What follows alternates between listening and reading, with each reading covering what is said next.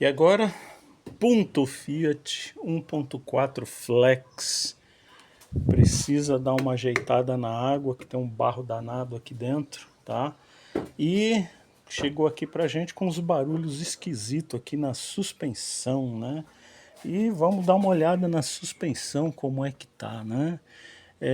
Desse lado aqui a pastilha já tá acabando, o disco também tá já no limite. O correto seria trocar esses discos, tá? Mas nós vamos ver se dá para dar um passe aqui, né? Dá para mandar para o centro, dar um passe aqui. Vamos mandar pro torneiro, né? Pedir para ele dar um passe bacana aqui, dar um trato legal, tá? Trocar as pinças, perdão, trocar as pastilhas, né? Dar uma olhada no óleo do freio, ver como é que tá. Esse carro vai dar umas viajadazinhas, né? E algumas coisas aí não estão muito bacana, tá?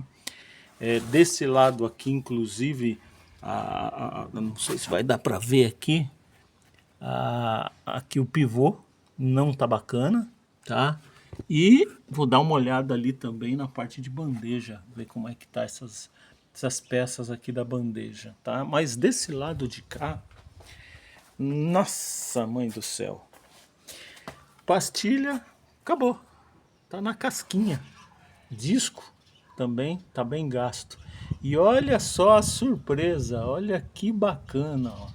Aqui, porque que o dono tava escutando uns barulhos esquisitos. Ah, o trem quebrou. Deu uma pancada forte aí, hein? E quebrou a danada da bieleta. Então, duas bieletas, jogo de pastilha de freio, discos para usinar. Isso por enquanto, tá? E vamos dar uma olhada aí também em mais algumas coisas, parte do sistema elétrico e tal, essas coisas, ver como é que tá a injeção num geral, tá? Então, vamos seguindo. Acompanhe a gente por aí. Vai ter muito desdobramento aqui, hein?